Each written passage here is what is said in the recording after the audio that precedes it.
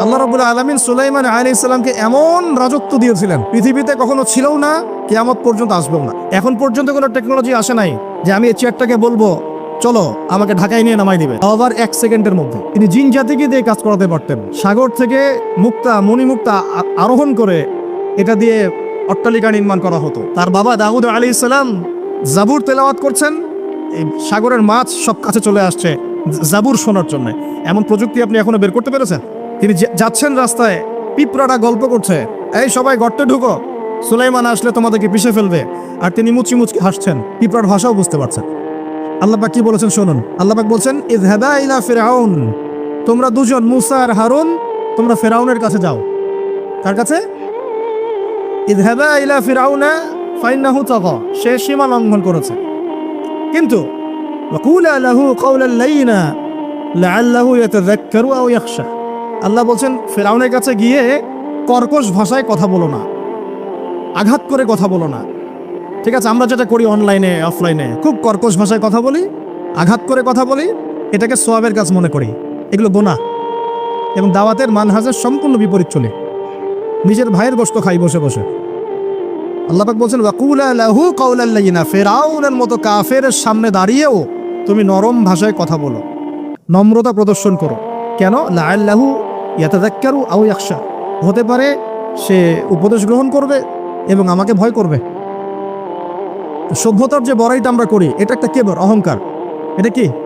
আল্লাহ পাক এর জন্য বলেছেন আমি কত কওমকে এর আগে ধ্বংস করেছি, কত যে কওমকে আমি ধ্বংস করেছি।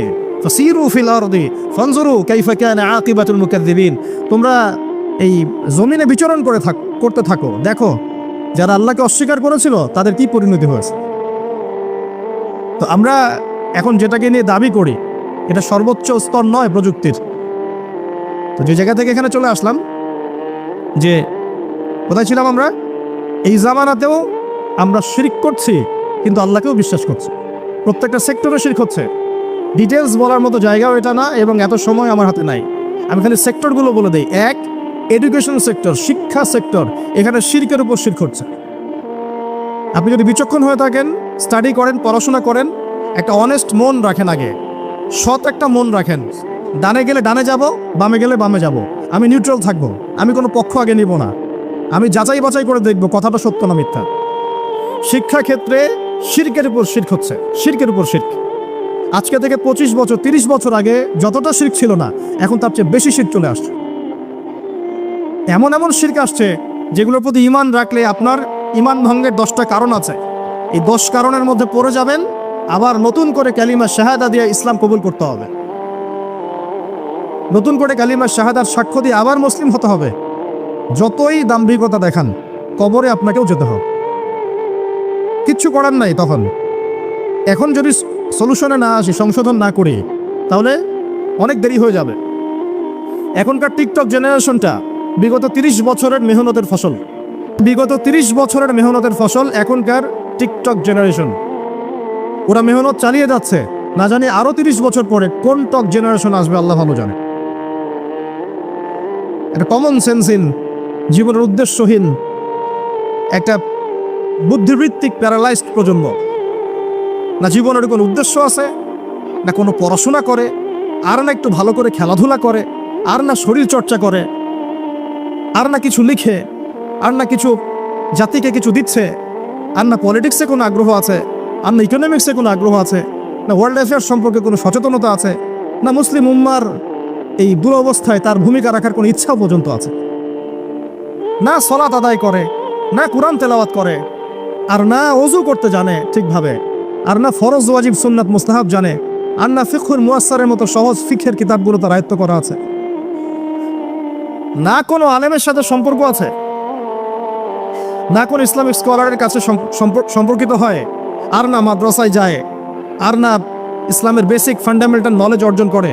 জীবনের উদ্দেশ্যই নাই, শুধু মেয়ের পিছনে, শুধু মাদকের পিছনে, ড্রাগসের পিছনে, কোনো সময় মারামারি দাঙ্গা হাঙ্গামা করছে, কোনো সময় দেখা যায় বাইক দাবড়ায় বেড়াচ্ছে। বাবার বিত্তশালী, বাবার অনেক টাকা আছে, ব্যাস কিনে দিয়েছেন বাইক, চলছে। একটা মেয়েকে আল্লাহ পাক সৃষ্টি করেছেন কি জন্যে? যাতে সে ইসমাইল আলাইহিস সালামের মতো সন্তান জন্ম দিতে পারে। এই বাইকের পিছনে ঘোরা মেয়েটা কি আপনাকে এরকম সন্তান দিতে পারবে? আপনি তো বোকা।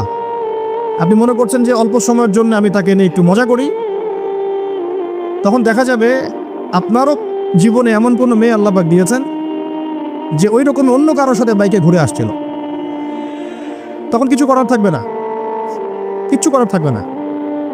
এখন যে এডুকেশন সিস্টেমটা চলছে, এটা যদি এভাবেই চলতে থাকে, আপনি আর 20 বছর পরে এমন একটা প্রজন্ম পাবেন যাদেরকে যদি আপনি, আমি চ্যালেঞ্জ করতেছি, যাদেরকে যদি আপনি নতুন করে কোনো মুক্তিযুদ্ধে পাঠান, গুলি খেয়ে ফেরত আসবে, একটাকে মারতেও পারবে না।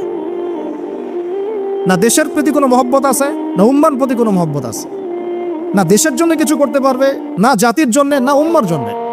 সবচেয়ে বড় স্তর হচ্ছে উম্মার জন্যে। সবচেয়ে বড় স্তর কি? উম্মার জন্যে, যে পুরো মুসলিম উম্মা একটা জাতি, আমি এমন একজন বড় নেতা হব যে পুরো মুসলিম উম্মার জন্য কাজ করব। এই যে চেতনা, এই জাজবা, পরিশ্রম, অধ্যবসায়, একটা ভিশন, একটা প্যারেন্টিং, একটা কনস্ট্রাকটিভ সিলেবাসে পড়াশোনা করা, তারবিয়াত, প্রশিক্ষণ, এর ধার কাছেও নাই জেনারেশন। আমরা ঢাকায় দেখি মানুষ খালি খাচ্ছে আর খাচ্ছে, সবাই বসে খায়। ফাস্টফুডের দোকান হাজার হাজার হাজার হাজার, সবাই মেয়ে ছেলে একসাথে বসে খায়, চটপটি, ফুচকা, বার্গার, পিৎজা, খাওয়াই যেন এদের কাজ। রাস্তায় ফুটপাতে পাটি বিছায় বসে খাওয়া দাওয়া করতেছে, সবাই খাচ্ছে, গল্প গুজব করছে, গোল গোল হয়ে বসে বসে মোবাইলে কি জানে করতেছে, গোল হয়ে 10 জন বসে আছে একসাথে। ওই মুহূর্তে বসে সে হাসাহাসি করতেছে, ওই মুহূর্তেও তার কোনো ফিকির নাই। নামাজের সেজদা একটু দোয়া করব, আমি আল্লাহর দিকে ফিরে আসি, ওগুলো অনেক দূরের কথা, বাদ দেন। শুধু এতটুকু ফিকির, আচ্ছা আমি দুনিয়াতে আছি কেন, আমি দুনিয়াতে এসেছি কেন? এক সময় তো আমি ছিলাম না, আবার এক সময় আমি থাকবো না, কেউ এসে চিরস্থায়ী হতে পারে নাই, তো আমরাও পারবো না। তো আল্লাহ পাক আমাদেরকে সৃষ্টিটা করলেন কেন? আমার কাছে আমার রব কি চান? আমি যদি না থাকতাম তাহলে আমার পরিবার চলতো কিনা, আমার সমাজটা চলতো কিনা, আমার শিক্ষা ব্যবস্থাটা চলতো কিনা, আমার দেশটা চলতো কিনা, এই বিশ্বের ঘূর্ণন চলতো কিনা, আর্নিক গতি চলতো কিনা, থেমে যেত? উত্তর না। আমি না থাকলে আর্নিক গতি থামতো না, আমি না থাকলে কি আমার পরিবার থেমে থাকতো না, আমার সমাজ থেমে থাকতো না, এই মসজিদ থেমে থাকতো না, এই রাজনীতি থেমে থাকতো না, অর্থনীতি থেমে থাকতো না, দেশও থেমে থাকতো না, উম্মাও থেমে থাকতো না। তাহলে আল্লাহ পাক আমাকে কেন সৃষ্টি করলেন? আমার কি রোল আছে এখানে, আমার কি ভূমিকা? এই এতটুকু চিন্তা করার মতো আমাদের জেনারেশন আমরা পাচ্ছি না। আপনারা ফোন বের করে ছবি তুলতেছেন, ভাবেন এগুলো নেই। আমাকে দিয়ে কি করবেন? আমাদের তো কিচ্ছু করার নাই এই কথাগুলো বলা ছাড়া, এই কথাগুলো বলা বা সচেতনতা তৈরি করা ছাড়া আমাদের হাতে কিছুই করার নাই। Not at all, absolutely nothing, কিচ্ছু করার নাই। এইসব ফ্যান্টাসি দিয়ে লাভ নাই। আপনাদের মধ্য থেকে জেনারেশন তৈরি করতে, আলেম তৈরি করতে হবে। আপনাদের মধ্য থেকে কারি, হাফেজ, দাইল আল্লাহ এবং উম্মার নেতৃত্ব প্রদানকারী জেনারেশন তৈরি করতে হবে। এইসব চেয়ারে বসে কয়জন? সারা বাংলাদেশে হয়তো 50 জন, 100 জন। এই 100টা মানুষ ইউনাইটেড না, তারাও বিক্ষিপ্ত। 16 কোটি মুসলিমের দেশ বলছেন, 16,000 দলে বিভক্ত। এর মধ্যে সবচেয়ে বিশুদ্ধ যেটাকে আমরা মনে করি, সেখানেও দেখবেন যে আরো 10টা 20টা দল হয়ে বসে আছে। এর বাইরে গিয়ে আবার যারা বললো না তারা বিশুদ্ধ নয়, আমরাই সবচেয়ে বিশুদ্ধ, ওদের মধ্যেও 10টা দল হয়ে গেল। না তারা ইউনাইটেড, না তারা মানে আমরা, না আমরা ইউনাইটেড, আর না আমাদের কোনো আমিরুল মুমিনিন আছে যিনি সবাইকে একটা জায়গায় নিয়ে দিনের কিছু খেদমত নেবেন, আসসালামু আলাইকুম থাকবে, শুনলাম মানলাম আনুগত্য করলাম, এমন থাকবে? নাই। না কোনো ইকোনমিক বেস, না কোনো স্বতন্ত্র মিডিয়া, স্বতন্ত্র প্রযুক্তি, না কোনো স্বতন্ত্র মানে পলিটিক্যাল প্ল্যাটফর্ম, কিছু না। এইটাও নেক্সট স্রোতে ধোকা খাচ্ছেন। আমি আমার কথা স্পষ্ট করে বলে দিলাম, এটাও নেক্সট স্রোতে ধোকা খাচ্ছেন। এটা তাদের জন্য শোভা পায় যারা ধর্ম এবং রাজনীতি আলাদা করে চিন্তা করেন, ওইটা একটা জিনিস, এটা একটা জিনিস, সে তার মতো রাজনীতি করছে। এটা তাদের জন্য শোভা পায়। যাদের কাছে কোরআন আছে, যাদের কাছে হাদিস আছে, নবীর সুন্নাহ আছে, তারা যখন এই ড্রেনের মধ্যে নেমেছে, তখন ইসলামের খেদমতের জায়গায় ক্ষতিও বেশি হয়ে যাচ্ছে। কোনো কোনো সময় কিছু কিছু বেনিফিট হয়তো আপনি পাচ্ছেন, মনে করছেন এই অল্প অল্প বেনিফিটে হয়তো অনেক কিছু হয়ে যাবে, ভুল ধারণা আপনার। একটাই উপায়, একটাই মানহাজ, একটাই পথ পদ্ধতি, নবী সাল্লাল্লাহু আলাইহি ওয়াসাল্লামের সিরাত। নবী সাল্লাল্লাহু আলাইহি ওয়াসাল্লামের সিরাত তার জীবনী। এই জীবনী আমাদেরকে শেখাবে কিভাবে ইসলাম শূন্য থেকে একদম আসমানে উঠেছে, কিভাবে ইসলাম একদম শিকড় থেকে শেকড়ে গিয়েছে, শেখাবে সিরাত, নবী সাল্লাল্লাহু আলাইহি ওয়াসাল্লামের জীবনী। ইয়াং জেনারেশনকে জিজ্ঞাসা করেন কতজন পড়েছে সিরাত। ওইখান থেকেই আপনাকে কথা বলছিলাম, ওই যুগটাকে কেন জাহিলি যুগ বলেন, এত কেন টিটকারি করি, এত কেন তাকে ধিক্কার দেই? কারণ ওই যুগে শিরক ছিল, শিরক আকবার। এখনকার বিশ্বের শিরকে আকবার দিয়ে ভর্তি। কোন কোন সেক্টরে বলছিলাম, এডুকেশনে আছে শিরক, ইকোনমিক্সও শিরক আছে। এটা বোঝার জন্যে অনলাইনের ব্রাদার্স সিস্টার্সরা আপনাকে হেদায়েত দিতে পারবে না। এটা বোঝার জন্য আপনাকে এমন স্কলারশিপের কাছে আসতে হবে যারা কোরআন এবং হাদিসকে দিয়ে বর্তমান ইকোনমিকে ডিল করতে পারে। শুধু সেকুলার ইকোনমি আর শুধু ইসলামিক ইকোনমি দিয়েও হবে না, দুটোকে কম্বাইন করতে পারে যারা, এ ধরনের স্কলারশিপের কাছে আসেন, আপনাকে বুঝিয়ে দিবে এখানে অর্থনীতির মধ্যে শিরক আছে কোথায় কোথায়। কেউ কি আপনাদেরকে বোঝাতে সক্ষম হয়েছিল আজকে থেকে 10 বছর আগে যে আপনি যে পেপার মানি ইউজ করছেন এর মধ্যেও রিবা আছে, সুদ আছে? আমরা যে ইলেকট্রনিক মানিগুলো ইউজ করছি এর মধ্যেও রিবা আছে, সুদ আছে। আল্লাহর সবচেয়ে পছন্দের বান্দা, যার জন্য আল্লাহ মাকামে মাহমুদ রেখেছেন, যার জন্য হাউজে কাউসার রাখা হয়েছে, যাকে আমাদেরকে দেখানো হবে, যিনি আমাদের জন্য সুপারিশ করবেন কালকে আমাদের মাঠে, তিনি বলেছেন রিবার পাপের 70টা শাখা আছে। কতগুলা? তার সবচেয়ে নিচের শাখা হলো নিজের মায়ের সাথে জেনা। নাউযু বিল্লাহি মিন যালিক। সর্বোচ্চ পাপ কি তাহলে? সূরা বাকারার 279 থেকে পড়া শুরু করে আল্লাহ পাক বলছেন সর্বোচ্চ স্তরটা কি? রিবা। 1, রিবা সমান সমান আল্লাহর সাথে যুদ্ধ করা। 2, রিবা সমান সমান তার রাসূলের সাথে যুদ্ধ করা। পুরো বিশ্ব এখন আল্লাহ এবং তার রাসূলের সাথে যুদ্ধ করছে। পুরো ওয়ার্ল্ডটাই, এখনকার এই যুগ, এই জেনারেশন। আইয়ামে জাহেলিয়াতের সুদটা ছিল শুধু মক্কায়, হয়তো একটু মদিনায়, হয়তো একটু আরবের জাজিরার মধ্যে, এতটুকু জায়গায়। এখন পুরা গ্লোবালাইজেশন হয়েছে এবং সবাই আমরা মাশাআল্লাহ নাউজুবিল্লাহ কোনো না কোনোভাবে সুদভিত্তিক অর্থনীতির সাথে জড়িত আছে। ফেডারেল রিজার্ভ ব্যাংকের আন্ডারে, ওয়ার্ল্ড ব্যাংকের আন্ডারে, IMF এর আন্ডারে যত সেন্ট্রাল ব্যাংক আছে কেউ সুদমুক্ত থাকতে পারবে না। আপনি গভর্নমেন্টকে দোষ দিয়েন না, গভর্নমেন্টকে দোষ দিয়ে লাভ নাই। আল্লাহ পাক আমাদেরকে হেফাজত করুন। আমি এই জায়গায় ছিলাম, অনেক ভিতরে চলে যাব না হলে। মৌলিক জায়গাটায় আসেন যে এখন মনে করবেন না যে বিশ্বের মধ্যে শিরক নাই, প্রতিটা সেক্টরেই শিরক আছে। বলছিলাম যে এডুকেশনে আপনি শিরক পাবেন, ইকোনমিতেও পাবেন। পলিটিক্স নিয়ে আমি বলতে চাচ্ছি না কথা, এটা খুব ভালো করেই আমরা জানি যে আমরা কোন পথে হাঁটছি। এগুলো আল্লাহ রাব্বুল আলামিনের খেলাফতের দায়িত্ব নয়। যা চলছে ওয়ার্ল্ডে এগুলো আল্লাহ রাব্বুল আলামিনের খেলাফতের দায়িত্ব নয়। যেহেতু প্রসঙ্গটা এসে গেছে, নসিহত স্বরূপ, শুধু নসিহত, এর বেশি কিচ্ছু করার নাই আমাদের। নসিহতটা না করলে কি হবে? আপনি আল্লাহর সামনে কালকে আমাদের দাঁড়ায় বলবেন যে আদনান ভাই আমার এলাকায় আসছিল, প্রসঙ্গটা উঠেছিল, তিনি আমাকে সতর্ক করেন নাই, আমি দাওয়াত পাই নাই। আর দাওয়াত দেওয়ার সুন্নত আল্লাহ রাব্বুল আলামিন কোরআনের সূরা তাহার মধ্যে বলেছেন। কোন সূরায়? কত চমৎকার দাওয়াতের পদ্ধতি ইসলামে দিয়েছে। এখন আমাকে বলেন যে আল্লাহ পাক কি জানতেন না যে ফেরাউন পরবর্তীতে ঈমান আনবে না? আল্লাহ জানতেন না? তারপরেও কেন এটা আয়াত নাযিল করলেন? আমাদের জন্য, আমরা শিখতে পারি।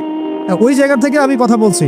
দেখুন আপনি কোন শিরকের মধ্যে আছেন, কেন আপনি এই জীবনে গিয়ে ভুল করছেন, কোন জায়গায় ভুল করছেন। ভাই হিসেবে আমি নসিহতটা করে যাচ্ছি, রাগ করবেন? শুনে নেবে তাহলে। কোরআনের শুরুতেই দেখবেন আপনি একটা আয়াত আছে, বিসমিল্লাহির রহমানির রহিম। ওয়াইজ ক্বালা রাব্বুকা লিল মালাইকা ইন্নী জাইলুন ফিল আরদি খলিফা। হে নবী মুহাম্মদ সাল্লাল্লাহু আলাইহি ওয়াসাল্লাম স্মরণ করেন ওই সময়ের কথা যখন আমি আল্লাহ ফেরেশতাদেরকে বলেছিলাম যে আমি পৃথিবীতে আমার খলিফা পাঠাতে চাই। কি ওয়ার্ড আল্লাহ ইউজ করেছেন? খলিফা পাঠাতে চাই। তো ফেরেশতারা বলছেন আতাজালু ফিহা মা ইউফসিদু ফিহা ওয়া ইয়াসফিকু দিমা। আপনি কি এমন কাউকে পাঠাতে চাচ্ছেন যে পৃথিবীতে গিয়ে রক্তপাত ঘটাবে এবং ফাসাদ সৃষ্টি করবে? তাই করছে কিনা মানুষ? বুঝেন নাই? পৃথিবীতে মানুষ ফাসাদ সৃষ্টি করছে কিনা, রক্তপাত ঘটাচ্ছে কিনা, ফেরেশতারা তাদের দূরদর্শিতায় সঠিক ছিল কিনা? ছিল। তারপর আল্লাহ পাক বললেন, ইন্নী আ'লামু মা লা তা'লামুন, আমি যা জানি তোমরা সেটা জানো না। মানে আমার এমন অনেক শুকরগুজার বান্দা থাকবে যারা এই কাতারভুক্ত হবে না। ঠিক আছে, আল্লাহ রাব্বুল আলামিন আদম আলাইহিস সালামকে খলিফা বললেন। এরপরে অনেক গল্প, এটা বলতে অনেক সময় লাগবে। নাম শিক্ষা দিলেন, সমস্ত নাম, নাম মানে জ্ঞান, সমস্ত জ্ঞান ফেরেশতাদেরকে দিয়ে সেজদা করালেন। ইবলিস করলো না, মনে আছে? ইবলিস করলো না, উল্টা চ্যালেঞ্জ করলো। কি চ্যালেঞ্জ করলো? যে আপনি খলাকতানি মিন নার ওয়া খলাকতাহু মিন তিন, আমাকে সৃষ্টি করেছেন আগুন দিয়ে, তাকে মাটি দিয়ে, আমি কেন সেজদা করব? আল্লাহ বলছে, মা মানাআকা আল্লা তাসজুদা ইযা আমারতুক, তোমাকে সেজদা করতে কে নিষেধ করলো? তখন সেই যুক্তি দেখালো আল্লাহ রাব্বুল আলামিনের সামনে। আল্লাহ পাক বলছেন, ফাখরুজ মিনহা ফাইন্নাকা রাজিম, এখান থেকে বের হয়ে যাও, আমার আদেশ অমান্য করে তুমি অভিশপ্ত শয়তান হয়ে গেছে। ফাইন্না আলাইকা লা'নাতা ইলা ইয়াউমিদ্দিন, কিয়ামত পর্যন্ত তোমার উপর লানত। ইবলিস বলছে, আনজিরনি ইলা ইয়াউমি ইউবআসুন, আচ্ছা ঠিক আছে, আমাকে বের করে দিচ্ছেন, আমাকে কিয়ামত পর্যন্ত অবকাশ দেন। আল্লাহ বলছেন, ফাইন্নাকা মিনাল মুনজারিন, যাও, তোমাকে অবকাশপ্রাপ্তদের অন্তর্ভুক্ত করা হলো। এবার ইবলিস চ্যালেঞ্জ করছে, ফাবিমা আগওয়াইতানি, হে আল্লাহ আপনি যার জন্য আমাকে বের করে দিলেন। হে আদম সন্তানরা শুনেন কথাটা ভালো করে, প্রত্যেক আদম সন্তান কথাটা ভালো করে শোনেন। ফাবিমা আগওয়াইতানি, হে আল্লাহ আপনি যে আদমের কারণে আমাকে এখান থেকে বের করে দিলেন, লাআকউদান্না লাহুম সিরাতাকাল মুস্তাকিম, আমি সে আদম সন্তানের এই সরল পথে ওত পেতে বসে থাকবো, একদম ওত পেতে বসে থাকবো। সুম্মা লাআতিয়ান্না মিন বাইনি আইদিহিম, আমি আদম সন্তানদের সামন থেকে আসবো, ওয়া মিন খালফিহিম, তার পিছন দিক থেকে আসবো, ওয়া আন আইমানিহিম, তাদের ডান দিক থেকে আসবো, ওয়া আন শামাইলিহিম, তাদের বাম দিক থেকে আসবো, ওয়ালা তাজিদু আকসারাহুম শাকিরিন, আপনি বেশিরভাগ আদম সন্তানকে শুকরগুজার পাবেন না। ইবলিস তার চ্যালেঞ্জে সঠিক না ভুল? এখনকার বিশ্ব এবং পরিবেশের দিকে তাকায় দেখেন, বেশিরভাগ মানুষ আল্লাহর পথে আছে না নাই? নাই। আল্লাহ পাক তাকে বের করে দিলেন। সে আরো একটা চ্যালেঞ্জ করেছিল, সে চ্যালেঞ্জ করেছিল, এটা আমি আজকে স্টাডি করতে গিয়ে পেয়েছি, বিকজ আজকে একটা ইস্যু আমার সামনে এসেছিল, তো মনে হলো যে এটার দলিলটা কোথায় বের করতে হবে। তো দেখলাম যে ওয়াও, এটা তো ইবলিসের চ্যালেঞ্জ। এখনকার যে প্রবলেমসগুলো আপনি ফেস করছেন, জিনার প্রবলেম, ফ্রি মিক্সিংয়ের প্রবলেম, তারপরে এই যে ব্যভিচারের প্রবলেম, অশ্লীলতার প্রবলেম, এগুলো ইবলিসের চ্যালেঞ্জ ছিল। সুবহানাল্লাহ, এগুলো ইবলিস আল্লাহর সাথে চ্যালেঞ্জ করেছিল যে আমি আদম সন্তানকে এইভাবে পথভ্রষ্ট করব। কি বলেছে জানেন? সূরা নিসা 119 নম্বর আয়াতে ইবলিস এই চ্যালেঞ্জটা করেছে, ওয়ালা উদিল্লান্নাহুম, শুধু তাই নয়, আমি আদম সন্তানদেরকে অবশ্যই পথভ্রষ্ট করব। এক, ওয়ালা উমান্নিয়ান্নাহুম, আমি অবশ্যই আদম সন্তানদেরকে মিথ্যা আশ্বাস দিব। কি দিব? মিথ্যা আশ্বাস দিব। ওয়ালা আমুরান্নাহুম, আমি আদম সন্তানকে আদেশ করব, ফালাইউবাত্তিকুন্না আযানাল আনআম, তারা পশুর কানগুলোর মধ্যে ছিদ্র করা শুরু করবে। আরো আছে, ওয়ালা আমুরান্নাহুম, আমি তাদেরকে আরো আদেশ করব, ফালাইয়ুগাইয়িরুন্না খালকাল্লাহ, এইটাই হচ্ছে কথা। ফালাইয়ুগাইয়িরুন্না খালকাল্লাহ, আমি আদম সন্তানদেরকে আদেশ করব তারা যেন আল্লাহর সৃষ্টিকে বিকৃত করে, আল্লাহর সৃষ্টিকে বিকৃত করে। আব্দুল্লাহ বিন মাসউদ রাদিয়াল্লাহু আনহু এই আয়াতের আলোকে বলছেন যে মেয়েরা ব্রু ব্ল্যাক করে, এরাও তার অন্তর্ভুক্ত। যে মেয়েরা বা ছেলেরা হাতে ট্যাটু আঁকে, তারাও এর অন্তর্ভুক্ত। যারা দাঁত শান করে, নর্মাল আল্লাহ পাক স্বাভাবিক যা দিয়েছেন তাকে শান করে, শানিত করে, ধারালো করার চেষ্টা করে, এরাও তার অন্তর্ভুক্ত। ওই যুগে আমরা চলে আসছি। শয়তান চ্যালেঞ্জ করেছিল, সামন থেকে আসবো। সামন থেকে আসবো মানে কি? স্পষ্ট কুফর শিরক এগুলো নিয়ে আসবে, চিনতে পারবেন স্পষ্ট কুফর শিরক। পিছন থেকে আসবো মানে কি? এমন কিছু নিয়ে আসবে আপনি চিনতে পারবেন না কোনটা সত্য কোনটা মিথ্যা। ডান দিক থেকে আসবো মানে কি? আপনাকে দুনিয়া নিয়ে আসবে, দুনিয়ার চিন্তা পেরেশানি দিয়ে দিবে। বাম দিক থেকে আসবো মানে কি?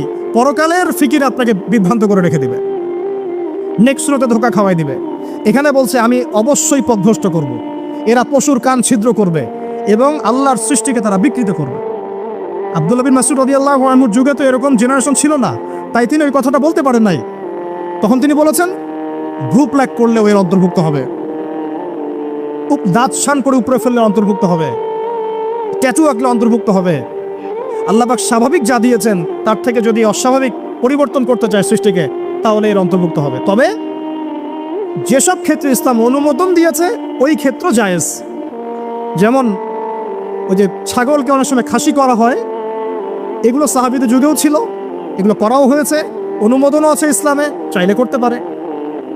কিন্তু একটা আদম সন্তানের আকৃতিকে এভাবে আপনি পরিবর্তন করে দিবেন, এটাকে উৎসাহিত করে দিবেন, এটা নিয়ে বই লেখা হবে, প্রমোট করা হবে, সুবহানাল্লাহ। আমরা কোন যুগে চলে আসলাম?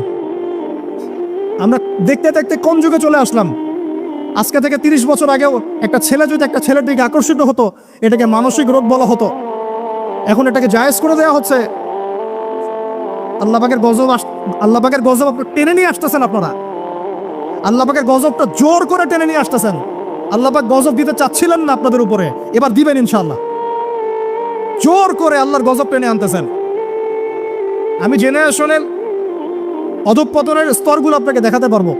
আগে চিঠি লিখতো গোপনে গোপনে, লজ্জা শরম হায়া ছিল, রিক্সায় করে যাওয়া যাবে না, কেউ দেখে ফেললে সমস্যা হবে। তারপরে এমন জেনারেশন আসলো সব কিছু ওপেন, ওদের আলাপই শুরু হয় হ্যান্ডশেক থেকে এবং 7 দিনের মধ্যে বেড়ে যাওয়া শেষ। এরপর চেঞ্জ করতে থাকে একটার পর একটা। তারপর চলে আসলো সিরিয়ালের যুগ। সিরিয়াল এসে শেখালো বাসায় স্বামী থাকলেও যথেষ্ট না, বাইরে একটা স্বামী লাগবে। আমরা এটাও বলে দিই, দিনী বোনদেরকে বলে দিই, অনলাইনে যেহেতু যাবে, আল্লাহর ওয়াস্তে আমাদের ফোনে কোনো ফোন দিবেন না, আল্লাহর ওয়াস্তে আমাদের ফোনে আমাদের হোয়াটসঅ্যাপে কোনো মেসেজ পাঠাবেন না। আর এমন এমন মিষ্টি ভাষার মেসেজ দেখলে মনে হয় যে মানে সব অসহায় মেয়ের দায়িত্ব নেওয়ার জন্য আমরাই আছি। আর সবার একটাই সমস্যা, আমার স্বামী ভালো না, আমার স্বামী ভালো। তার ধারণা যে তার স্বামী ভালো না, বাকিদের সবার স্বামী ভালো। নবী সাল্লাল্লাহু আলাইহি ওয়াসাল্লামের সামনে যখন কোনো মেয়ে এভাবে র্যান্ডমলি স্বামীর নামে অপবাদ দিত, মিথ্যাচার করত বা অভিযোগ আরোপ করতো, আল্লাহ নবী সাল্লাল্লাহু আলাইহি ওয়াসাল্লাম রাগ হতেন। সে আপনার ভরণ পোষণ দেয়, আপনাকে খাওয়ায়, আপনাকে পড়ায়, আপনার সিকিউরিটি দেয়, আপনার সম্মান রক্ষা করে, সারাটা জীবন আপনার জন্য একদম তেজপাতা বানায় ফেলে দিল। এখন বলছেন স্বামী ভালো না। মেয়েদের দিনদার মেয়েদের মধ্যে যে পরিমাণ স্বামীর প্রতি অশ্রদ্ধা, অসম্মান আর কটুবাক্য, সম্মানহানি, গায়রতের খেলাফ কাজ করার যা দৃষ্টান্ত আমারও সামনে আছে, আর বেদিনদের ব্যাপারে বলার তো আমার ভাষাই নাই। মনে করবেন না যে কেউ মাদ্রাসায় পড়লেই একদম দুধে দেওয়া তুলসী পাতা হয়ে যায়, না, ভুল ধারণা আপনার, কখনো নয়। আমরা নিজেরা নিজেদের চরিত্র পবিত্র রাখবো, ইনশাল্লাহ আল্লাহর কাছে পবিত্র মেয়ে চেয়ে নিব। একটা মেয়ে যে স্বামীর সম্মান বোঝে না, সে কিসের স্ত্রী? একটা মেয়ে যে স্বামীর সম্মান বোঝে না, সে কিসের স্ত্রী? আবার একটা স্বামী যে তার স্ত্রীর সম্মান বোঝে না, সে কিসের স্বামী? সমস্যা। আমি ইসলাম এবং পারিবারিক জীবন নিয়ে আমার ভিতরে এত কথা জমে আছে, এটা বলতে গেলে আমার 3 ঘন্টা সময় লাগবে। তবে আমি আলাদা করে এটা নিয়ে একটা লেকচার দেবো ইনশাল্লাহ। কিছু কিছু বিষয় আপনার চেয়ে আমার বয়স কম হতে পারে, কিন্তু এই বিষয়গুলোতে আমার অভিজ্ঞতা আপনার চেয়ে 10 গুণ বেশি আছে।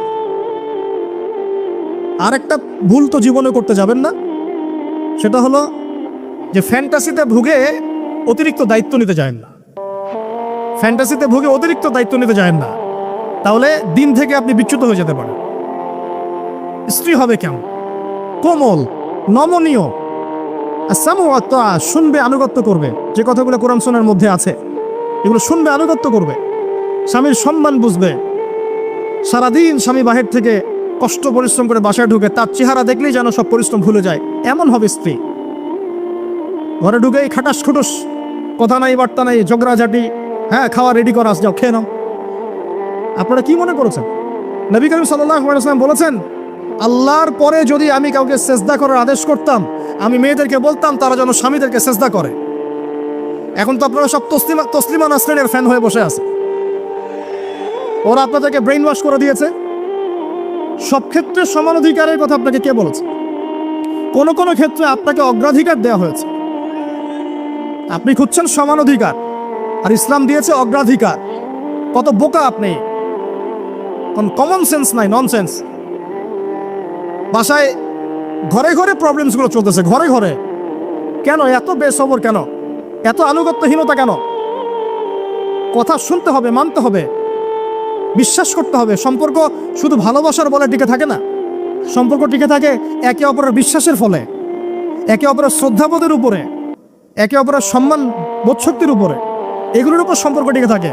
সৌন্দর্য, ভালোবাসা তো আজ আছে কাল নাই। বিশ্বাস, রেসপন্সিবিলিটি, সবর, ইতাআত, এগুলোর উপর সম্পর্ক টিকে থাকে। তখন ভালোবাসা এত লম্বা হয় যে দেখেন অনেক চাচা চাচিরা আছে এখনো বৈবাহিক সম্পর্ক হচ্ছে 40 বছর, এখন পর্যন্ত কোনোদিন ঝগড়া লাগে নাই। এমনকি ওই চাচিকে আপনি বলেন যে বাসার থেকে অন্য জায়গায় থাকতে, ও স্বামী মরে গেলেও ওই স্বামীর ভিটা ছাড়তে রাজি না, যে না আমি আমার এই স্বামীর ভিটা ছাড়তে রাজি নই। এই তো 40 বছর আগের জেনারেশনটাকে আপনি দেখেন, আর এখনকার মেয়েদের জেনারেশনটাকে আপনি দেখেন, কিসের সেকুলার ঘরের মেয়ে আর কিসের মাদ্রাসার মেয়ে, সবই একই অবস্থা। ইল্লা মাশাআল্লাহ, ইল্লা মাশাআল্লাহ। এখন এগুলোর ফলশ্রুতিতে যখন দেখা যাবে যে কনফ্লিক্ট তৈরি হচ্ছে, তখন আবার দেখা যাবে কি আইন কানুন সমাজ পরিবেশ সব মেয়েদের পক্ষে, দিন শেষে আপনি দোষী হয়ে যাবেন, দিন শেষে দোষটা আপনার ঘরে এসে পড়বে। মানে সমস্যা ক্রিয়েট হতে হতে হতে হতে এমন একটা জায়গায় যাবে যে তখন আপনি রিয়্যাক্ট না করে থাকতে পারবেন না। তখন যদি আপনি কোনো রিয়্যাক্ট করে ফেলেন, সব দোষটা তখন আপনার ঘরে গিয়ে পড়বে। এভাবে আস্তে আস্তে পরিবারগুলো ভেঙে যাচ্ছে। আর এখনকার যুগটা চলছে কাপড় খোলার যুগ। কথা ঠিক না ঠিক বলেন? এখন মানুষ কাপড় খুলতে পারলে বেশি কমফোর্ট ফিল করে। আর আপনারা জানেন না, এই মহাবিশ্বে আমাদের পিতা এবং মাতা আদম এবং হাওয়া আলাইহিমুসসালাম, তাদেরকে সর্বপ্রথম কে নগ্ন করে দিয়েছিল জানেন?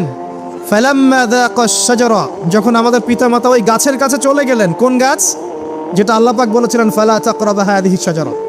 ওই গাছের কাছে যখন তারা চলে গেলেন, তার ফল খেয়ে ফেললেন। বাদাত লাহুমা সাওআতিহিমা, তাদের এই যে পোশাকটা, এই পোশাকটা খুলে পড়ে গিয়েছিল এবং লজ্জাস্থান উন্মুক্ত হয়ে গিয়েছে। তো সর্বপ্রথম আমাদের পিতামাতাকে নগ্ন করে দিয়েছিল কে? ইবলিস। এখন যারা মুসলিমদের গা থেকে কাপড় খুলে ফেলতে চাচ্ছে, এরা তাহলে কার অনুসারী? দলিল কি পেয়েছেন? বানিয়ে বলি নাই, সূরা আরাফ পড়েন, পেয়ে যাবেন ইনশাআল্লাহ। কোন সূরা? সূরা আরাফ। প্রথম নসিহত প্রিয় ভাইরা, এই যুগটা হচ্ছে উচ্ছৃঙ্খলতার যুগ। এই যুগে মানুষ আল্লাহ পাকের হালালকে খুব কমই পরোয়া করে। আল্লাহর হালালকে মানুষ হারাম করে নিচ্ছে, আর আল্লাহর হারামকে মানুষ হালাল করে নিচ্ছে। আল্লাহ পাকের বিশাল একটা হারাম হচ্ছে সুদ বা রিবা, আর এখন আমাদের উপর রিবা হয়ে গেছে ওয়াজিব। নাউজুবিল্লাহ।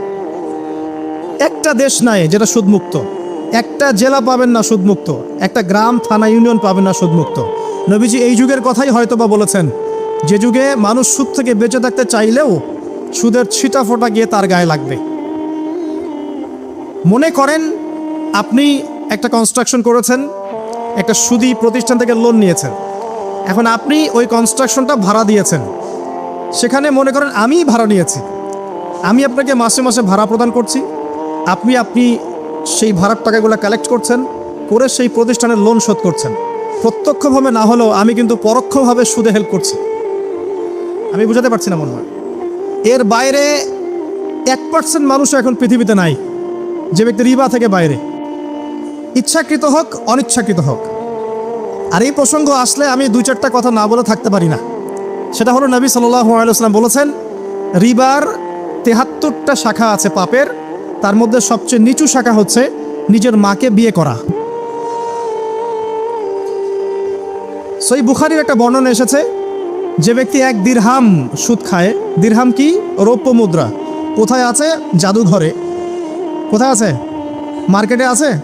রৌপ্য মুদ্রা দেখেছেন জীবনেও? স্বর্ণ মুদ্রা দেখেছেন? কোরআনে আছে, হাদিসে আছে, মার্কেটে নাই। কেন মার্কেটে নাই? কারণ পশ্চিমারা স্বর্ণ এবং রৌপ্য মুদ্রাকে হারাম করে দিয়েছে। পশ্চিমারা স্বর্ণ এবং রৌপ্য মুদ্রার ডিলিংসটাকে মার্কেট থেকে উঠিয়ে দিয়েছে। এই জন্য আপনি মার্কেটে গোল্ড কয়েন এবং সিলভার দিরহাম পাবেন না। কিন্তু আল্লাহর রাসূল সাল্লাল্লাহু আলাইহি ওয়াসাল্লামের যুগে এটা ছিল। এখন অনেক মানুষ দেখবেন বেদাত নিয়ে কথা বলে একদম ফেনা বের করে ফেলছে। অর্থনৈতিক সেকশনের বেদাত চোখে পড়ে নাই। এখন বলতে পারে এটা তো দুনিয়াবি বিষয়। বাস্তবিক অর্থে এটা দুনিয়াবি বিষয় নয়। কারণ এই পেপার মানির মধ্য দিয়ে, ইলেকট্রনিক মানির মধ্য দিয়ে আপনার সম্পদকে সিজ করে চুষে খাওয়া হচ্ছে, আপনি বুঝতে পারছেন না। এখন প্রতারণা করা কি জায়েজ না জায়েজ? শোয়েব আলাইহিস সালামের নাম শুনেছেন? একটা কওম ছিল মাদিয়ানে, শোয়েব আলাইহিস সালামের কওম। এই কওম সম্পর্কে আল্লাহ পাক যখনই কথা বলেছেন, তখনই তাদের একটা দোষ উল্লেখ করেছেন। সেটা কি? সেটা হচ্ছে যে তোমরা অন্যায়ভাবে মানুষের সম্পদ আত্মসাৎ করো না। তোমরা অন্যায়ভাবে মানুষের সম্পদ আত্মসাৎ করো না। এই কাজটা করতো শোয়েব আলাইহিস ইসলামের কওম, এবং তারা মাপে কম দিত, জনগণের অর্থ সম্পদ লুটে পুটে খেত। আল্লাহ রাব্বুল আলামিন তাদেরকে ভূমিকম্প দিয়ে ধ্বংস করে দিয়েছে। এখন এই পুরো মনিটরি সিস্টেম যেটা চলছে, এর মধ্য দিয়ে গরিব যে দেশগুলো আছে, স্বল্প উন্নত দেশ বা মধ্যম পর্যায়ের দেশ বা আরও নিম্ন পর্যায়ের অর্থনৈতিক সেকশনে, তাদের রক্তগুলো চুষে চুষে খেয়ে একটা সভ্যতা আজকে বিশাল বিশাল অট্টালিকা নির্মাণ করেছে। এই যে অন্যের রক্ত চুষে নিজে বড়লোক হওয়া, এটা কি হালাল না হারাম? এ কারণেই এই মনিটরি সিস্টেমের মধ্যে হারাম আছে। এই যুগটা সেই যুগ যেখানে মানুষ আল্লাহর হারামকে হালাল করে নিয়েছে আর হালালকে হারাম করে নিচ্ছে। রিবা একটা টাটকা হারাম, আমরা এটাকে হালাল করে ফেলেছি। এখন এই হাদিসগুলো শুনলে আমাদের গায়ের মধ্যে দাগও কাটে না, অন্তরটা কেঁপে ওঠে না, আমাদের কলবে কোনো নড়া দেয় না। নবী সাল্লাল্লাহু আলাইহি ওয়াসাল্লাম বলছেন, 1 দিরহাম যে ব্যক্তি সুদ খেয়েছে সে যেন 36 বার জেনা করেছে। কতবার? আমি হাদিসটা বানিয়ে বললাম কি বললাম না, আপনারা আলেমদেরকে জিজ্ঞাসা করবেন, বাসায় গিয়ে অবশ্যই জিজ্ঞাসা করবেন। যদি দেখেন হাদিস ঠিক আছে, সহি, তাহলে আল্লাহর ওয়াস্তে এখন যেমন তওবা করলেন আমি 5 ওয়াক্ত নামাজ ছাড়বো না, ঠিক আমার সাথে আবার তওবা করেন, সারা জীবন সুদ খাবো না ইনশাআল্লাহ। নবী সাল্লাল্লাহু আলাইহি ওয়াসাল্লাম 4 শ্রেণীর মানুষকে অভিশাপ করেছেন।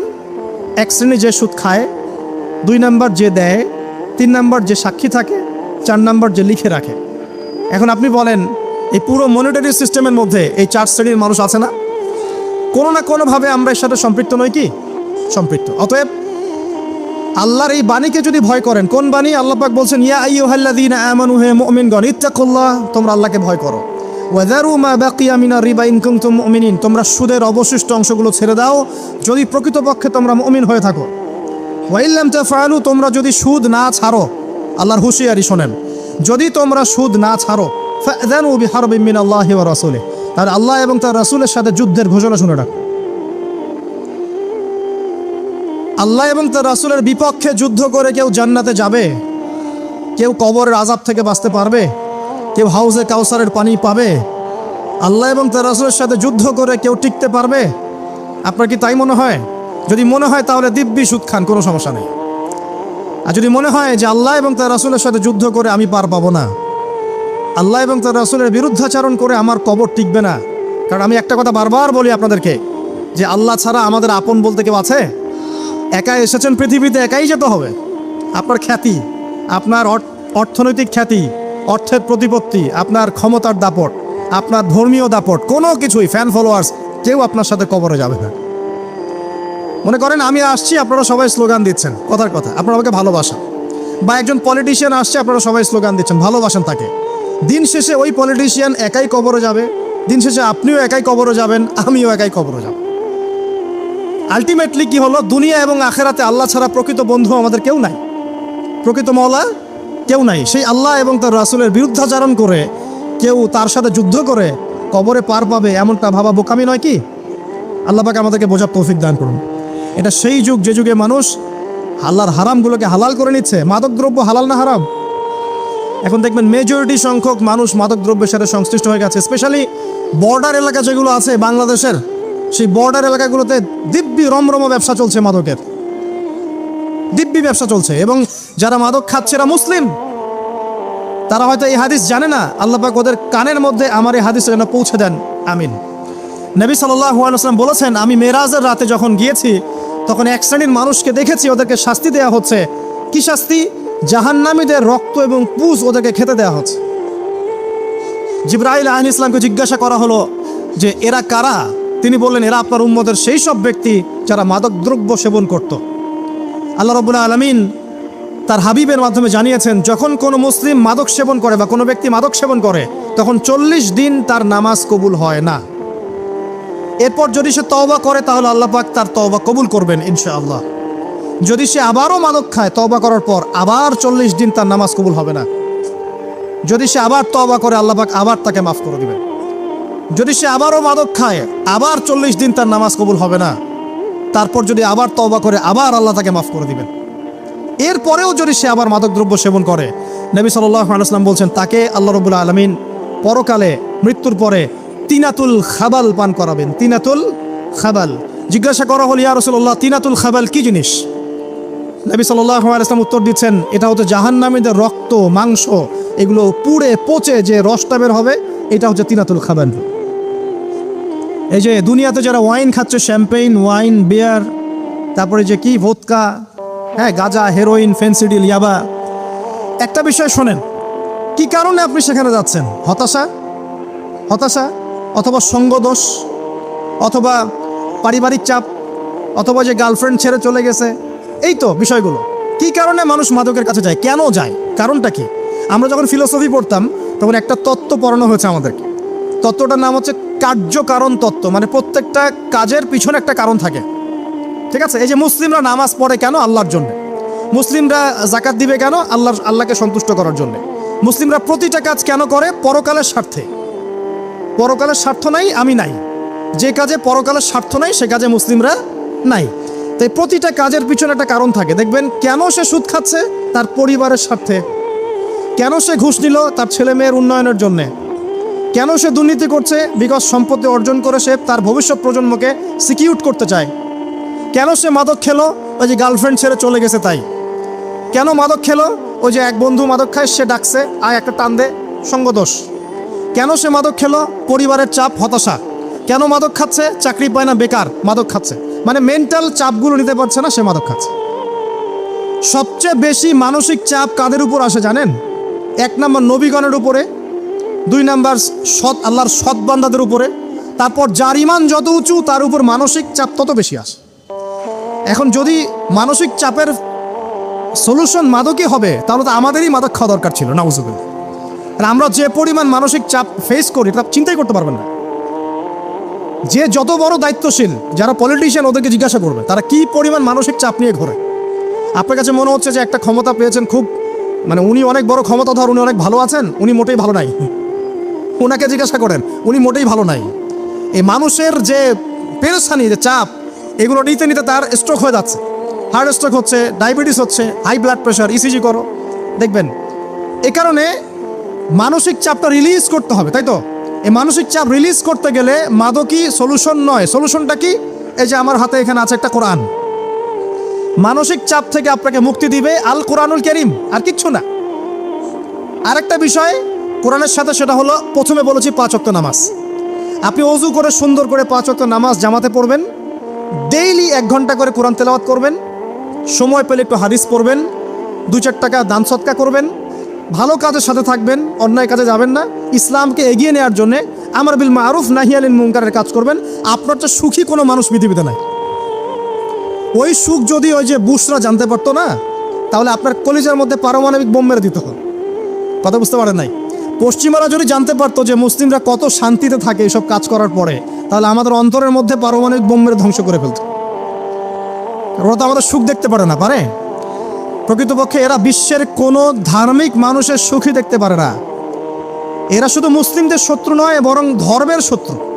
যারাই ধর্মকে বুকে আগলে রেখে পালন করতে চায়, হোক সে সনাতন ধর্ম বা আমাদের হিন্দু ভাইরা বা খ্রিশ্চানিজম বা বুদ্ধিজম, হ্যাঁ, বা মুসলিম আমরা যারা আছি, যারা ধর্মতাত্ত্বিক চিন্তা করে এবং প্রত্যেকেই যদি যার যার ধর্ম ঠিকঠাক মতো পালন করে, সমাজে কিন্তু ফিতনা থাকার কথা নয়। কারণ প্রত্যেকটা ধর্মের মধ্যেই ভালো কাজের কথাই কিন্তু বলা হচ্ছে। তো যারা ধার্মিক, এদের বিরুদ্ধে তারা লেগে পড়ে এবং তারা চায় সারা বিশ্বের মধ্যে ফাসাদ সৃষ্টি করতে। কাদের খাসলত সারা বিশ্বে ফাসাদ সৃষ্টি করা? বলতে পারবেন? আপনাকে আমি দেখাচ্ছি, সূরা কাহাফ খুলে দেখেন। জুলকারনাইন একজন বাদশাহ, তিনি মাশরিক মাগরেব সব জয় করেছেন, মানে পূর্ব পশ্চিম পুরোটাই তার রাজত্ব। এত দাপট ছিল সেই বাদশার যে যেদিক দিয়ে যাবে সেনাবাহিনী নিয়ে সেদিকটাই জয় করে ফেলবে, সুবহানাল্লাহ। এবং তিনি উদ্ধত অহংকারী ছিলেন না, তিনি আল্লাহর অনুগত বান্দা ছিলেন। একটা কওমের মধ্যে গেলেন, সেই কওমটা ছিল পাহাড়ের মাঝখানে, 2 পাহাড়ের মাঝখানে। এখন ওই কওম তাকে বলছে, ইয়া যুলকারনাইন, হে যুলকারনাইন, ইন্না ইয়াজুজ ওয়া মাজুজ মুফসিদুনা ফিল আরদ। ভালো করে বোঝেন, হে যুলকারনাইন, নিশ্চয়ই ইয়াজুজ আর মাজুজ এই 2 শ্রেণীর মাখলুক, তারা পৃথিবীতে ফাসাদ সৃষ্টি করে বেড়াচ্ছে। কি করছে? সারা পৃথিবীতে ফাসাদ সৃষ্টি করে বেড়াচ্ছে। ফাহাল নাজআলু লাকা খরজান আলা আন তাজআলা বাইনানা ওয়া বাইনাহুম সাদ্দা। হে যুলকারনাইন, আমরা কি আপনাকে ট্যাক্স দিব, কর দিব, যে আপনি ওদের আর আমাদের মাঝখানে একটা প্রাচীর নির্মাণ করে দিবেন, যে ওরা আমাদের কাছে আর আসতে পারবে না? কারা এটা? ইয়াজুজ আর মাজুজ। এই ইয়াজুজ আর মাজুজকে যুলকারনাইন আলাইহিস সালাম তিনি প্রাচীর নির্মাণ করে দিলেন লোহা এবং এই যে তামা দিয়ে। এরপর তারা আর ওই কওমের ক্ষতি করতে পারলো না।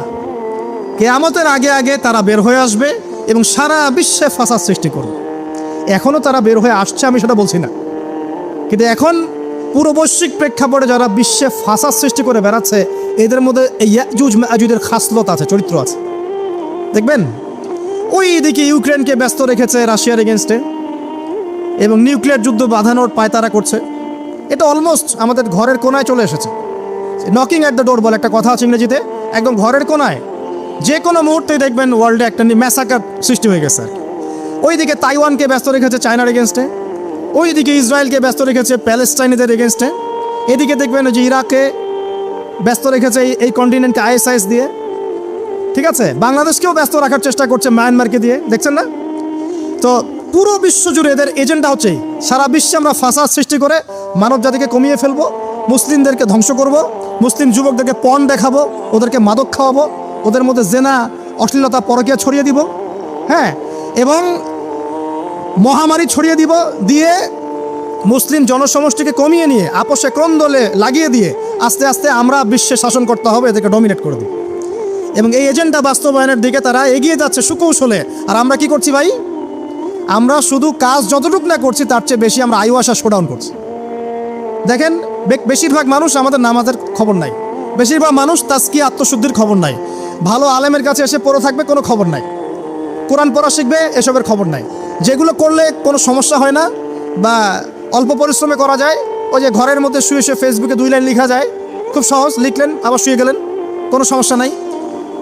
কোনো কনস্ট্রাকটিভ সুদূর প্রসারী কাজ আমাদের হচ্ছে না, যেটা হচ্ছে এটা প্রয়োজনের তুলনায় নিতান্তই নগণ্য। এই কারণে আমাদের যারা দিন, আমরা যারা বুঝি, যাদের মধ্যে ইসলামের চেতনা আছে, ইসলামকে ভালোবাসি, আমরা যারা চাই দিন এগিয়ে যাক, আমাদের কনস্ট্রাকটিভ কাজ করতে হবে, মানে সুদূর প্রসারী কাজ করতে হবে। শৈথিল্যতাবাদীও হবেন না, আবার চরমপন্থীও হবেন না, মধ্যমপন্থী হয়ে ইসলামকে, কোরআনকে এবং হাদিসকে হাতে নিয়ে উম্মার ঐক্যের স্বার্থে, দেশ জাতি জনগণের ঐক্যের স্বার্থে এগিয়ে যান। আল্লাহ পাক আপনাদের হাতকে শক্তিশালী করুন, দোয়া করি। এখানে খুবই স্মার্ট হতে হবে এবং বেসিক কাজগুলো খুব বেশি করে করতে হবে। বেসিক কাজ কি ভাই? বেসিক কাজ হচ্ছে আপনার নামাজ, বেসিক কাজ আপনাকে কোরআন শিখতে হবে, বেসিক কাজ আপনাকে আরবি শিখতে হবে, বেসিক কাজ আপনি যেখানে পড়াশোনা করছেন এই পড়াশোনা করে ওই জ্ঞানটাকে দিয়ে ইসলামের খেদমতে আপনাকে কল্যাণে কাজ করতে হবে।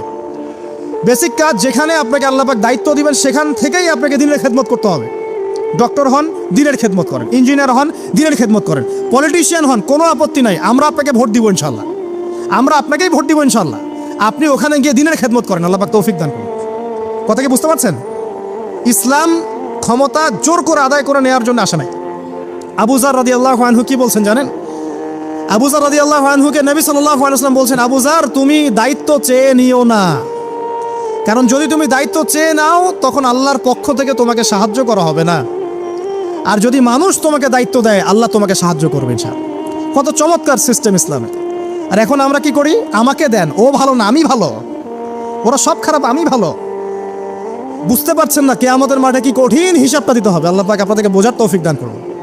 এগুলো কল্যাণকর নয়, আপনার জন্য অকল্যাণ হতে পারে। তবে হ্যাঁ, যদি আপনার মধ্যে ঈমান থাকে, আপনার মধ্যে যোগ্যতা থাকে, অবশ্যই আপনি দায়িত্ব চেয়ে নেবেন এবং ইনশাআল্লাহ তখন আমরা আপনাকে দায়িত্ব দিব, আমরা আপনাকে ভোট দিব, আপনি জনগণের শাসন কার্য পরিচালনা করবেন, আল্লাহ আপনার হাতকে শক্তিশালী করবেন ইনশাআল্লাহ।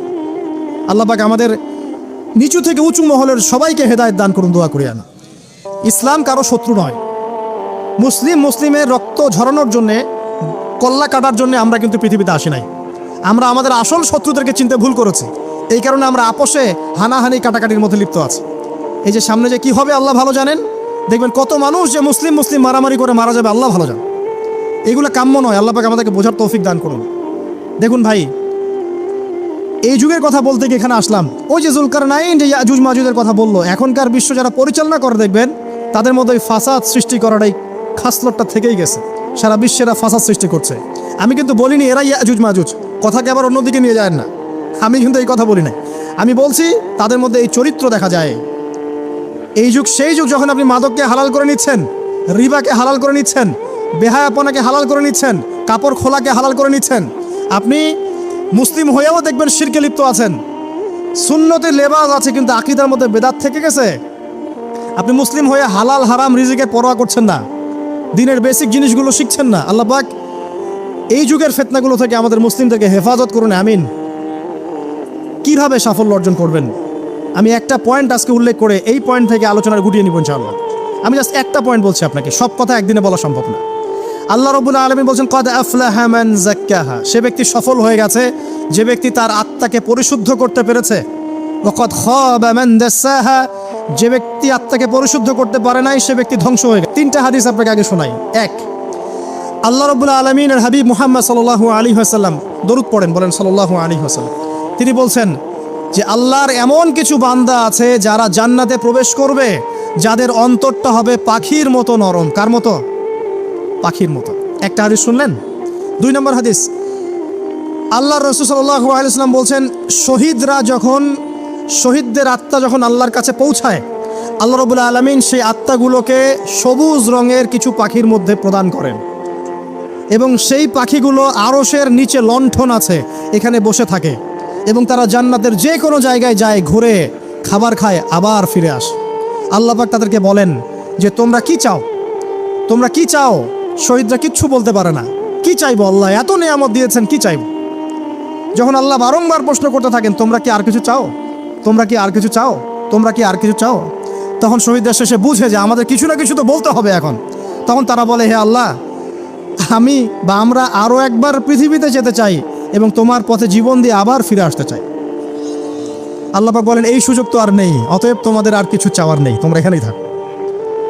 আরেকটা হাদিস শোনেন, রাসূলুল্লাহ সাল্লাল্লাহু আলাইহি ওয়াসাল্লাম বলেছেন, এই হাদিসটা ওমর রাদিয়াল্লাহু আনহু থেকেও এসেছে, যে তোমরা যদি, হে মানব জাতি বা হে মুসলিমরা, তোমরা যদি আল্লাহর প্রতি তাওয়াক্কুল করার মতোই তাওয়াক্কুল করতে, ভরসা করার মতোই ভরসা করতে, আল্লাহ পাক তোমাদেরকে পাখিদেরকে যেমন করে রিজিক দেন তোমাদেরকে ঠিক সেইভাবে রিজিক দিতেন। তোমরা কি লক্ষ্য করো না যে পাখিরা খালি পেটে বের হয়ে যায় বাসা থেকে সকালবেলা এবং সন্ধ্যাবেলা ভরা পেটে বাসায় ঢোকে? আপনাকে যে 3টা হাদিস শোনালাম, এই 3টা হাদিসে একটা শব্দ হচ্ছে কমন। শব্দটা কি বলেন? পাখি। পাখি কি? পাখি। আল্লাহ রাব্বুল আলামিন পাখিদের কাছ থেকে আমাদেরকে শিখতে বলছেন এবং বলছেন যে পাখিদের মনটা হয় খুব নরম, খুব সফট, এবং তারা আল্লাহর প্রতি তাওয়াক্কুল করে পূর্ণ মাত্রায়। তারা সকালবেলা ভোরবেলা বের হয়ে যায় এবং সন্ধ্যাবেলা বাসায় ফেরে, খালি পেটে বের হয়, ভরা পেটে বাসায় ফেরে। এবং আল্লাহ পাক সবচেয়ে সম্মানিত মৌত যেটা শহীদের মৌত, সেই শহীদদের আত্মাকে আল্লাহ পাক পাখির রূপ দিবেন। তাহলে পাখিটার বিষয়ে একটা ফোকাস করার দরকার আছে না? আচ্ছা, এখানে আসেন। পাখির মন হচ্ছে নরম, মানে পাখির মনটা তাসকিয়া, আত্মশুদ্ধিতে পরিপূর্ণ। কদ আফলাহা মান যাক্কাহা, সে ব্যক্তি সফল হলো যার হৃদয়টা পবিত্র, নিষ্পাপ, নিষ্কলুষিত হলো, সে ব্যক্তি সফল হবে ইনশাআল্লাহ। একটা কাজ এখানে খেয়াল করেন, পাখিরা সকালবেলা ভোরবেলা বের হয় আর সন্ধ্যাবেলা বাসায় ফেরে। এখনকার মুসলিমদেরকে দেখবেন দুপুরবেলা ওঠে, রাত 3টায় ঘুমায়। কথা কি বুঝেন নাই? পাখির একদম ভোরবেলা ওঠে, যখন ফজরে আজান দিচ্ছে ঠিক তার আগ মুহূর্তে পাখির কিচিরমিচির শুনছেন, তার মানে নামাজের ওয়াক্ত প্রায় চলে যাচ্ছে, তার মানে তার আল্লাহ পাকের হুকুমের সাথেই জেগে ওঠে, সূর্য ডুবে তারা ডুবে যায়। ঠিক এরকম সুন্নত ছিল নবী সাল্লাল্লাহু আলাইহি ওয়াসাল্লামের এবং সাহাবায়ে কেরামের। আজকে 1400 বছর পর মুসলিম জাতি এই সুন্নাহ ভুলে গেছে। আর আমাদের সুন্নত দেখবেন, যদি কোনো রকম উঠেও ফেলি ফজরে, আবার 12টা পর্যন্ত ঘুম, আরও বেশি। আর এই যুব সমাজ যারা আছো তোমরা, কেউই 3টা-4টার আগে ঘুমায় বলে আমার মনে হয় না। অলওয়েজ অনলাইনে পড়ে আছে, টিকটক নিয়ে, ফেসবুক নিয়ে, গার্লফ্রেন্ডের সাথে চ্যাটিং। পাখির মতো হতে পারলে পরে মনটা তো নরম হবে, তারপরে না তাসকিয়া অর্জন হবে। পাখির রুটিনটা কি? ভোরবেলা বের হয় আর সন্ধ্যাবেলা বাসায় ঢোকে। অতএব আমরা যদি রাসূলুল্লাহ সাল্লাল্লাহু আলাইহি ওয়াসাল্লামের সুন্নাহ মতো ওই ভোরবেলা উঠতে পারি আর আর্লি নাইট ঘুমিয়ে যেতে পারি এবং সারাদিন যদি রাসূলের সুন্নাহগুলোর উপর আমল করতে পারি, তাসকিয়া অর্জন হবে ইনশাআল্লাহ। কথা বুঝতে পারছেন? 2, পাখির মতো নরম মন লাগবে। এখনকার আমরা যারা বেঁচে আছি আমাদের মনগুলো কঠিন। কেমন কঠিন? পাথরের মতো কঠিন। আমরা যখন দেখি একটা মাইয়েতকে নিয়ে যাওয়া হচ্ছে জানাজায়, আমাদের কোনো ফিলিংস কাজ করে না। জানাজা যাচ্ছে, জানাজায় দাঁড়িয়ে মোবাইলটা টিপাটিপি করছে, জানাজার সাথে চলছে, কোনো ফিকির নাই যে এই জানাজা আমার হবে কালকে, ওই মোবাইল টিপাটিপি করছে। আমি এমনও দেখেছি, দাফন করা হলো মাইয়েতকে, দাফন করার পরে চারপাশে মানুষজন জড়ো হয়ে গল্প করছে, ভাই আপনার ওই জমিটার কি খবর, আপনার ওইটার কি খবর, বিজনেস কেমন চলছে, চাকরি কি অবস্থা? এই যে মাইয়াতকে পাশে দাফন করলো, কোনো ফিলিংস নাই, কোনো ফিলিংস নাই। আমি আত্মশুদ্ধির কথা বলছি। আত্মশুদ্ধির জন্য আপনার মনটাকে পাখির মতো সফট নরম করতে হবে। যখন আপনি সফট নরম করবেন এবং আত্মশুদ্ধি অর্জন করবেন, তখন দুই ডানা মেলে আপনি আকাশে উঠতে পারবেন ইনশাআল্লাহ। আত্মশুদ্ধি অর্জন না করতে পারলে ডানা কেটে পড়ে যাবে, তখন আর আকাশে উঠতে পারবেন না। কোন আকাশে? ওই যে শহীদের রূহ যে আকাশে চলে গেছে, ওই আকাশ। অতএব মন কেন কঠিন হলো প্রিয় ভাই? এক নাম্বার কারণ, আমরা শিরকের পাপে লিপ্ত আছি। এক নাম্বার, শিরকের পাপে লিপ্ত থাকা অবস্থায় মুসলিমদের মনটা কঠিন হয়ে গেছে। আপনি কি মনে করছেন আমরা শিরক করি না? মুসলিমরাও কবর পূজা করে, দেখবেন মুসলিমরাও দেখবেন অনেক ক্ষেত্রে মাজার পূজা করছে। আমি বলিনি যে অলিয়া উলিয়ার মাজার জিয়ারত করা যাবে না, আমি এই কথা বলছি না। কিন্তু আপনি মৃত মানুষের কাছে আপনার ভালো মন্দ চাইতে পারেন না। কথা বুঝতে পারেন নাই? আমরা অবশ্যই অলিয়া উলিয়াদের কবর জিয়ারত করব। এটা আপনাকে মৃত্যুর কথা স্মরণ করাবে। তাদের একটা রব আছে, যেটাকে আমরা প্রভাব বলি, এটা আপনার মধ্যে আসবে। আমরা অবশ্যই জিয়ারত করব। জিয়ারত করতে বলেছেন নবী সাল্লাল্লাহু আলাইহি ওয়াসাল্লাম, কারণ এটা আপনাকে পরকালের কথা কি করবে? স্মরণ করাবে। ওমরা করতে যান, আল্লাহ পাক সবাইকে তৌফিক দান করুন ওমরা হজ করার এবং বড় হজ করার, আমি দোয়া করি। ওখানে সবচেয়ে সেরা যে দৃশ্যগুলো দেখা যায় তার মধ্যে একটা রাসূলুল্লাহ সাল্লাল্লাহু আলাইহি ওয়াসাল্লামের রওজা। ওখানে গেলে চোখের পানি ঝরে না এমন কোনো মুসলিম নাই, আছে? নাই। আরেকটা সবচেয়ে মন নরম করা একটা দৃশ্য হচ্ছে জান্নাতুল বাকি, যেটা আমরা বাকিউল গারকাত বলি, যেখানে আপনি দেখবেন সাহাবায়ে কেরাম রাদিয়াল্লাহু আনহুমের কবর, যতদূর চোখ যায় তাদের কবর। কবরের কোনো মাজার নাই, সেখানে কোনো তাওয়াফ হচ্ছে না কবরকে কেন্দ্র করে, সেখানে কবরে কেউ ফুল চড়াচ্ছে না, একটা ছোট্ট পাথর দেখা যায়, খেলার কিছু না। পৃথিবীর সবচেয়ে শ্রেষ্ঠ মানুষগুলো সেখানে শুয়ে আছেন। ওখানে গিয়ে দাঁড়াবেন, দেখবেন নিজেকে তুচ্ছ বলে মনে হবে।